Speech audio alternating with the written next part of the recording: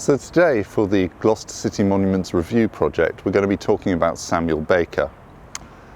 Samuel Baker made his money in the West Indies, and he describes himself as a West India merchant. So whilst he didn't own any enslaved people or plantations, he traded to and from the West Indies and made his money that way. In 1832, he was called to give his opinion at a parliamentary select committee on the abolition of slavery in the British Empire. At that select committee, he argued for the continued legalisation of slavery as an institution and in favour of the whipping of enslaved people to promote efficiency.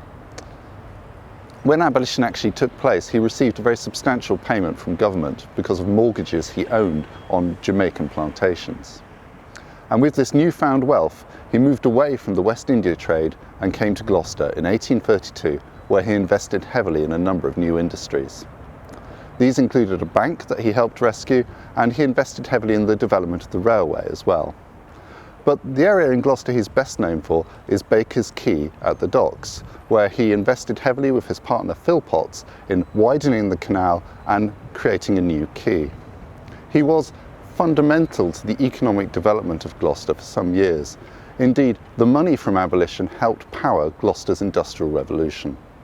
As an afterthought, it's worth considering the role of Samuel Baker's son, Sir Samuel White Baker.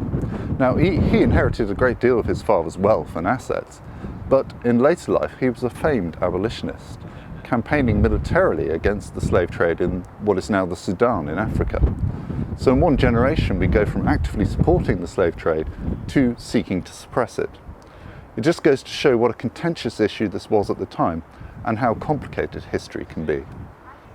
So we'd end, as we always do, with some questions. Had you ever heard of Samuel Baker? Had you heard of his involvement in the transatlantic slave trade? What do you think of that?